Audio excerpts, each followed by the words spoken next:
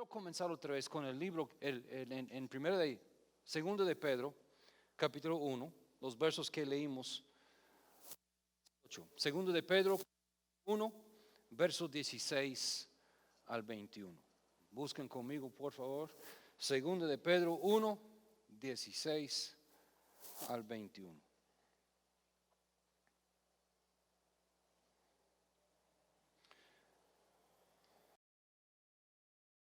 Porque no os hemos dado a conocer el poder y la venida de nuestro Señor Jesucristo siguiendo fábulas artificiosas, sino como habiendo visto con nuestros propios ojos su majestad. Pues cuando Él recibió de Dios Padre honra y gloria, le fue enviada desde la magnífica gloria una voz que decía, este es cuando subieron al monte, en el monte de la transfiguración, este es mi Hijo amado, en el cual tengo complacencia. Y nosotros oímos esta voz enviada del cielo cuando estábamos con Él en el monte santo. Tenemos también la palabra profética más segura, a la cual hacéis bien en estar atentos como a una antorcha que alumbra en lugar oscuro, antes que el día esclarezca y el lucero de la mañana salga en vuestros corazones, entendiendo primero esto, que ninguna profecía de la Escritura es de información privada. La profecía fue traída por voluntad humana, sino que los santos hombres de Dios hablaron siendo inspirados por el Espíritu Santo.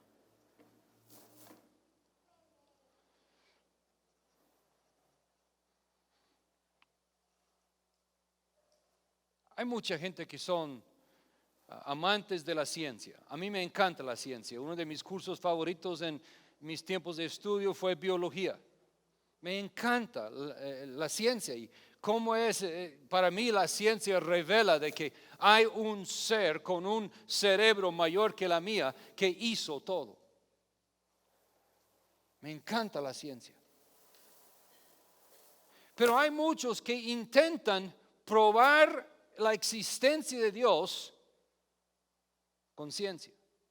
Hay muchos que intentan probar los hechos bíblicos con ciencia. Hay muchos que intentan probar los milagros de Jesús con ciencia. Y dicen, no es posible. Y tienen razón. No es posible.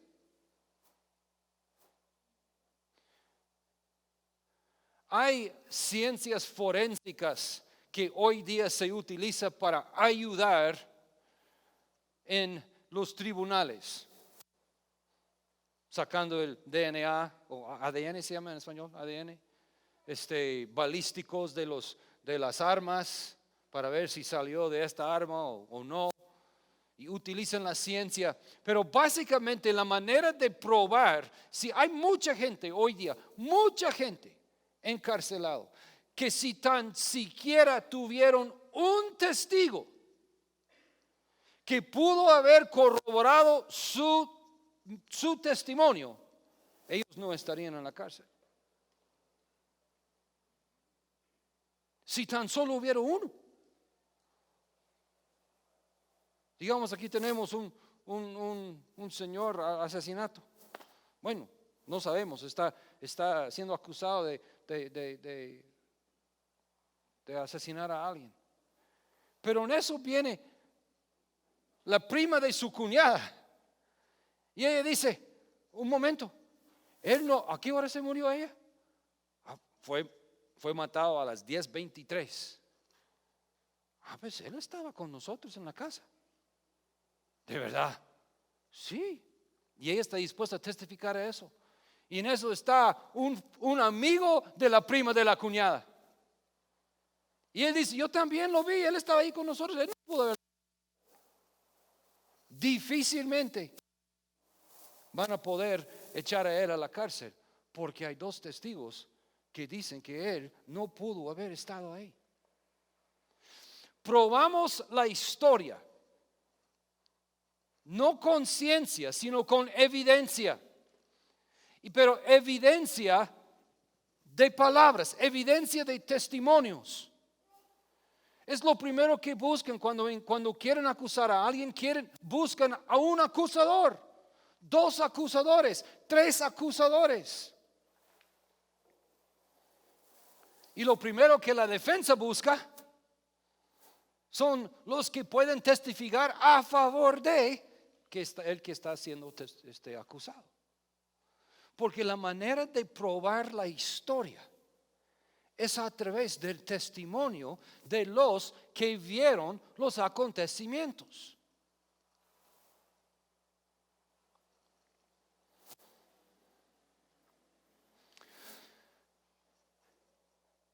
Científica versus histórica.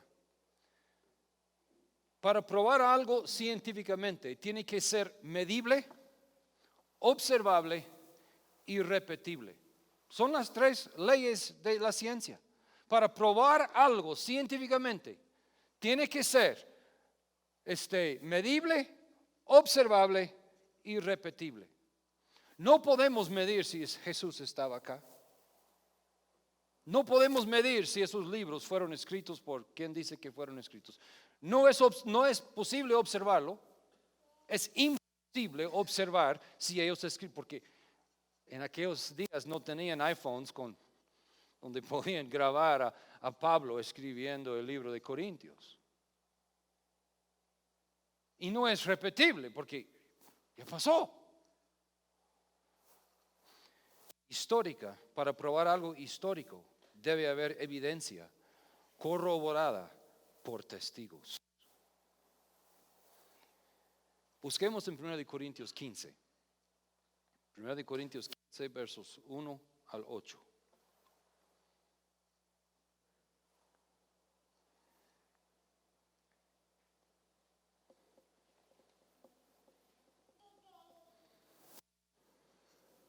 Además os declaro, hermanos, el evangelio que os he predicado, el cual también recibisteis, el cual también perseveráis, por el cual asimismo, si retenéis la palabra que os he predicado, sois salvos, si no creísteis en vano.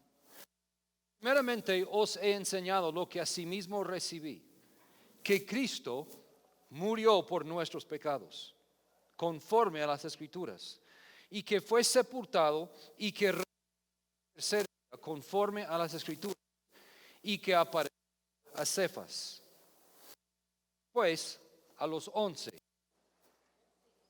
12. ¿Qué dice? A los 12. Perdón, el micrófono está entrando y saliendo. Vamos a ver si no es por por esta. Que usar esta. ¿Será? Vamos a ver si sigue mal. Lo saqué ahorita para ver si la antena saliendo ayuda. Veremos. ¿Dónde está cómo se llama? ¿Está ahí arriba o está aquí abajo? Ahí arriba está. Entonces lo voy a poner aquí a un lado. Bueno, pues, ¿dónde estamos? 12, verso 6. Quiero leer otra vez el verso 4. Y que fue sepultado y que resucitó al tercer día conforme a las Escrituras, y que apareció a Cefas, y después apareció a los 12. Después apareció a más de 500 hermanos a la vez. O sea, si tú estás ahí en la calle, no hay nadie ahí más que tú, y de repente algo espantoso, digamos que un espanto sale.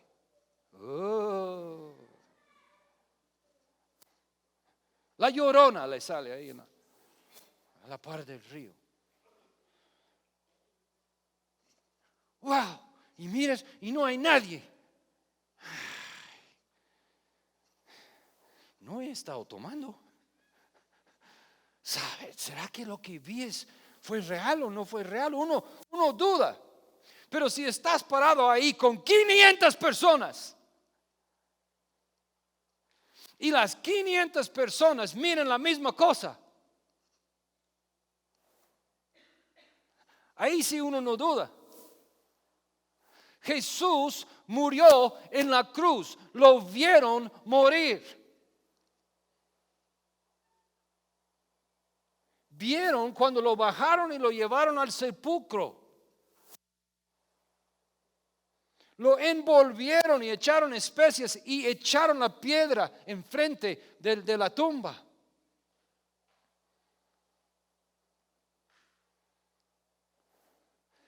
Y cuando le contaron a Tomás que Jesús estaba vivo, Tomás dijo, ay, que están locos. ¿Cómo va a pensar? Él se murió, está enterrado. No, está vivo. Pues a menos que meto mi dedo en los hoyos y en su costilla, no lo voy a creer. Y de repente, ahí adentro del cuarto, Tomás se voltea y es Jesús viéndolo. Pon tus dedos mira mis manos. Soy yo. Y no es aquel de que uno solo son varios que está. ¿Viste? Sí. Y aquí son 500 personas juntos viendo a Jesús.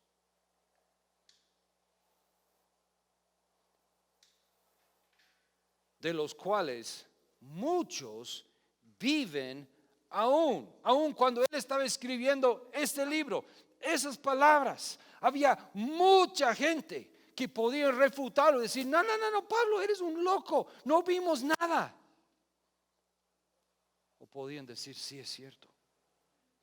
Y otros ya duermen, o sea, ya se murieron. Después apareció a Jacobo, después a todos los apóstoles, y al último de todos, como a un abortivo, me apareció a mí. Eso es lo que leímos la semana pasada en el libro de Hechos, capítulo 9,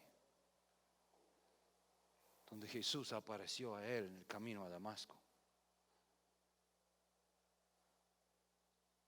Testigos que testifican que Jesús vive. ¿Cómo podemos, si no podemos usar métodos científicos, porque no podemos medirlo, no hay manera de medir si Jesús estaba o no estaba, no podemos repetirlo? ¿Y cuál era la otra?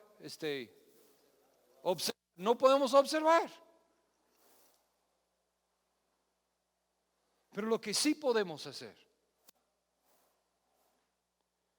es históricamente podemos corroborarlo. ¿Y cómo es eso? Pues básicamente es 66 libros. Y si usted lee Génesis, se dará cuenta que está entrelazado con Mateo, escrito miles de años después, o 1500 años después, o no, 2400 años después, perdón. Y si usted lea Mateo, va a ver que está enlazado con Apocalipsis, con el libro de Daniel, que son 66 libros escritos en 3 diferentes continentes. 3 diferentes continentes. No fueron 66 autores que se sentaron juntos en un cuarto para ver si podían asegurar de que todo concordaba. Eran 66 libros escritos en 3 diferentes continentes, en 3 diferentes idiomas. Ni siquiera hablaban el mismo idioma. Y eran más de 40 autores. Y otra vez, no se sentaron en un solo cuarto, asegurando de que lo que tú vas a poner, yo voy a asegurar de que lo que yo pongo concuerdo con lo que tú dijiste. No. Fueron 40 autores que escribieron 66 libros. Y cada libro concuerda con los demás libros. Y la Biblia es una de las cosas más lindas de la Biblia. Es que si tú tomas la palabra trigo, y comienzas en Génesis y comienzas a estudiar trigo y ver las referencias que hablan de trigo, va a ver de que desde Génesis a Apocalipsis hay un hilo que pasa por todo el libro, y trigo tiene un buen mensaje de parte de Dios desde Génesis a Apocalipsis.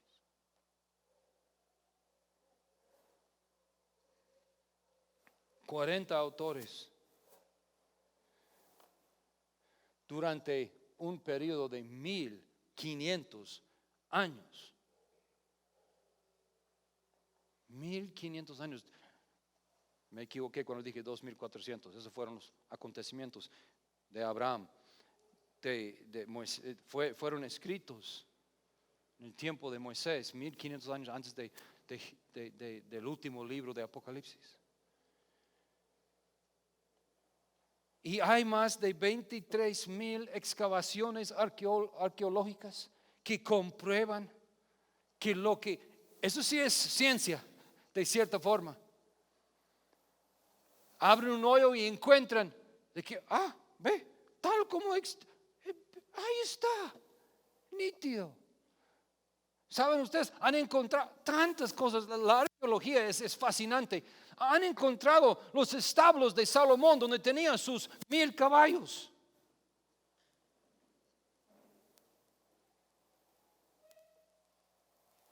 Han encontrado cosa tras cosa que durante años digan, no, entonces mira, dice aquí en la Biblia, dice que tal pueblo, ese pueblo no existe. ¿Dónde está?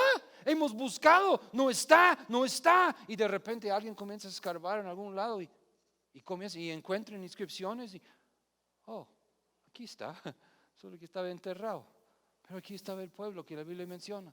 Y vez tras vez, 23,000 excavaciones arqueológicas que comprueban que la escritura es verdad. Más de 500 testigos oculares que vieron a Jesús después de la resurrección. Segundo de Pedro 1, verso 20. Segundo de Pedro 1, verso 20.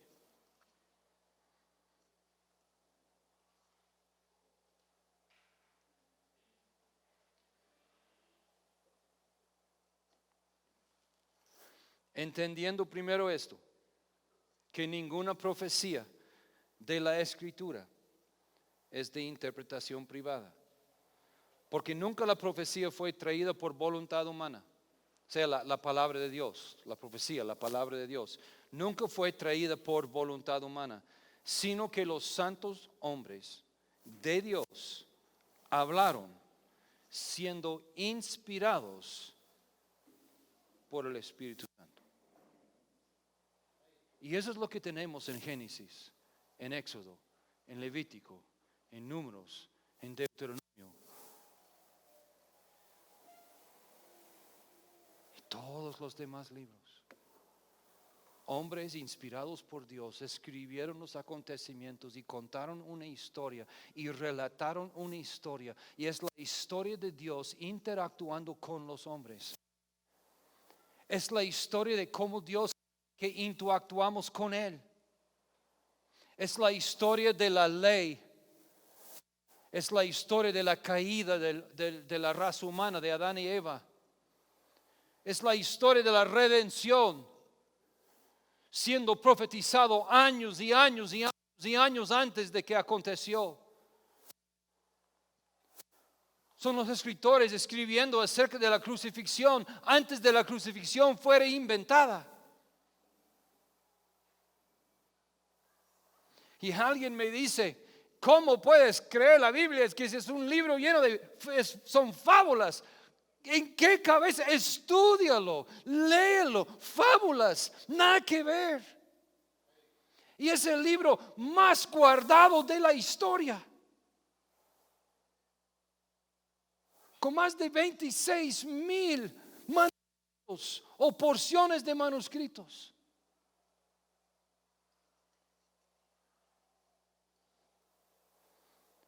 Aquí tenemos El rollo de Isaías, literal, esa es una foto del rollo de Isaías escrito en 150 antes de Cristo. Esa es solo una foto de una porción del rollo. Yo una vez vi el rollo. Estuve en una conferencia y el Señor lo tenía. El rollo literalmente era el tamaño de esa plataforma. Y lo tenía ahí. Era prohibido tocarlo. Era de su colección privada. Pero sí podíamos acercarnos y verlo. Obviamente no pude leerlo, estaba en hebreo. Y el rollo de Isaías, uno de los rollos de Isaías. Y él dio un discurso sobre cómo es que preservaron esos rollos y cómo es que lo hicieron. Y, wow.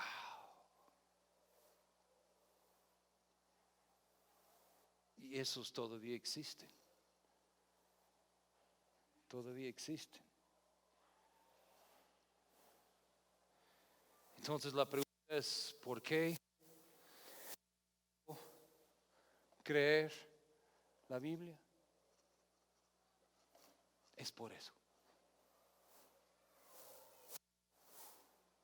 Lo he probado y me ha funcionado, pero esa no es mi respuesta. Mi mamá me lo enseñó de chiquito, pero eso no es mi respuesta. Elijo creer la Biblia porque hay 66 autores que escribieron en 3 continentes, en 3 idiomas diferentes, 40 autores, 1500 años de tiempo, con 23,000 excavaciones arqueológicas que lo comprueban, y hay testigos oculares que estaban vivos cuando los libros fueron escritos y podían decir, refutar o aprobar. Y por eso hoy dijo creer la Biblia.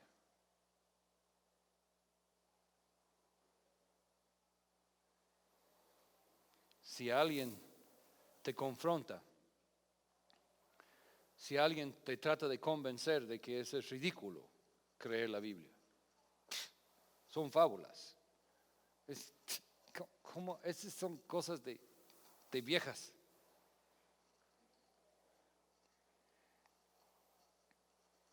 No.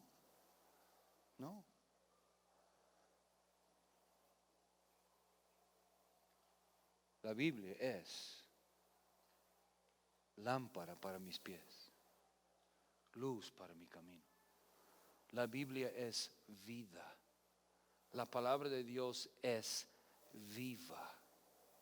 Hay gente que han tratado de destruirlo. Hay gente que han declarado años atrás, siglos atrás, han declarado de que en 20 años, en 100 años la Biblia ya no va a existir, nadie lo va a creer.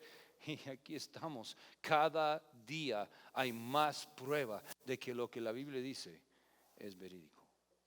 Lejos de refutarlo, lejos de destruir nuestra fe, cada cosa que descubren solidifica que la palabra de Dios fue escrito por hombres inspirados por Dios, y esa palabra da vida.